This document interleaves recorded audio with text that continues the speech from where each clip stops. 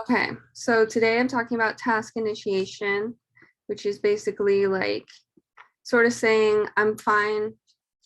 Well, things that like it sort of means that like you're fine once you get going. It's just hard to get started, or like you know what you need to do, you just can't make yourself do it. And so, what I'm going to be talking about today is getting yourself there to be able to take action and do the things you need to do. So like a lot of things that we say are always like, I'm too busy, or I just don't want to, or I don't have any motivation. Motivation is a lie. It's consistency. Ignore your motivation. But other things like I don't have any energy, or I'll do it tomorrow, or I have plenty of time.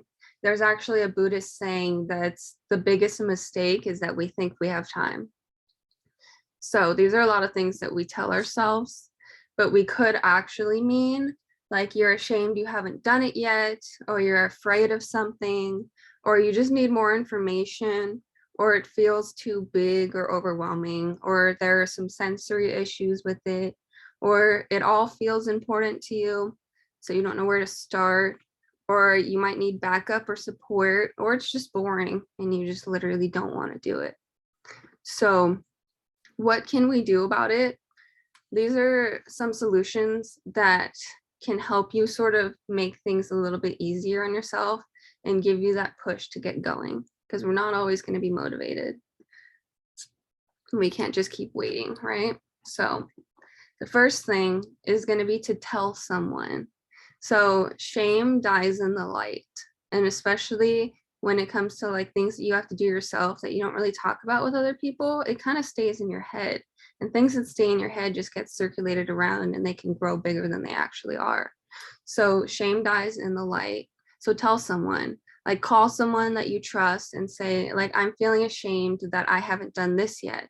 Would, like, for instance, laundry. A lot of people leave their laundry after washing it and don't fold it. So like, I'm so ashamed I haven't done my laundry yet. Like it came out of the dryer a week ago and it's still sitting there. So would you mind talking through it with me?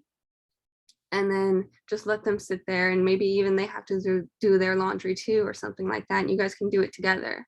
So tell someone, and then you realize that it's a lot smaller than you've been making it out to be.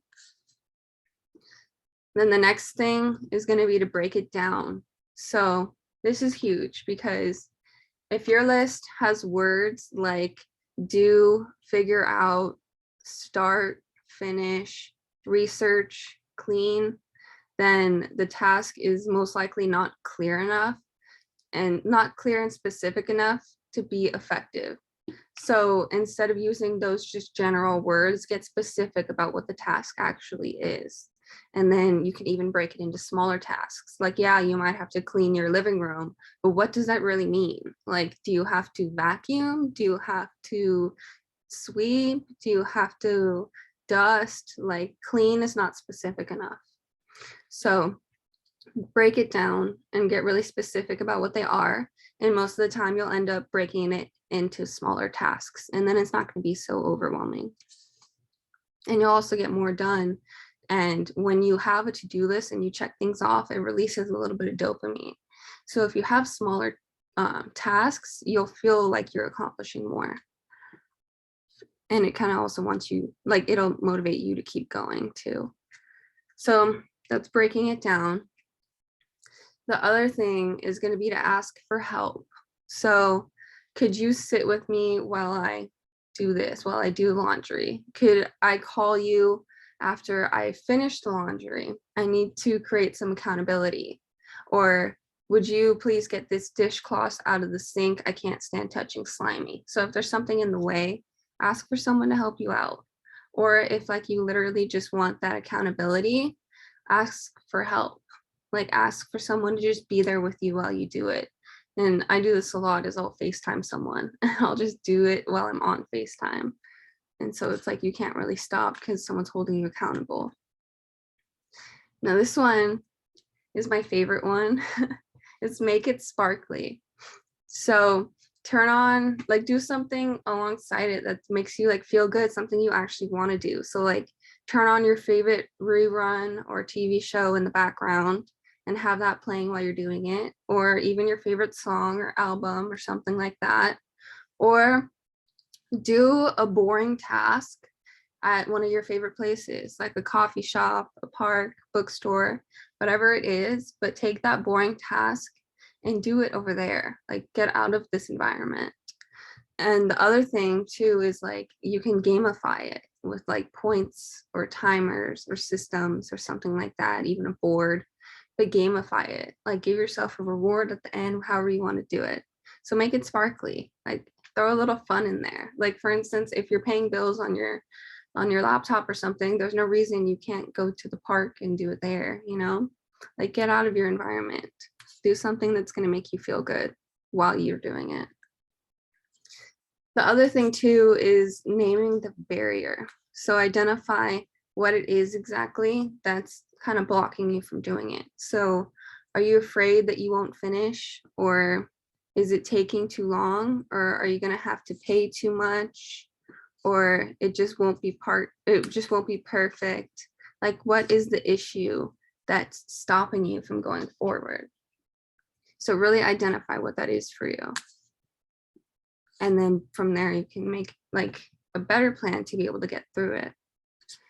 So those are just a few of the tools that I had, and they're not going to work for everyone, but like try them out, trial and error, and see what does work for you and what doesn't. And maybe you'll even find other things that you want to do along the way. But trying one that doesn't work doesn't mean that there's no hope. It just means it's not the right tool for today. So I'm going to go over them one more time, but I'm also going to send the notes and everything like that. So for task initiation, things that I find most helpful are telling someone. So shame dies in the light, call someone and tell them why you haven't done this and ask them if they'll do it with you. So tell someone. Second thing is break it down. So if your words have like clean, start, figure out, do, they're not specific enough. So break it down into what the task actually is. And then ask for help. So ask someone to sit with you while you do it, or ask if you can call them afterwards, or ask if they can just get something out of the way that's like bothering you and that's the reason you don't want to do it. And the other things, make it sparkly. I love that one too. But so turn on a rerun, a TV show, whatever it is, go somewhere else, a coffee shop, get it done there, or gamify it, make it into a game for yourself. And the other thing is naming a barrier. So figure out why you're not doing it. Is it because it costs too much money? Does it take too much time? Are you afraid you're not going to be able to finish it, or it just won't be perfect? Whatever it is, name the barrier. So those are my, I believe, my 4 little tips, or 5 little tips for task initiation. And at the end of the day, motivation is nice, but if you keep waiting to be motivated to get something done, you're going to be waiting a really long time because you're never going to feel ready. And that applies to anything.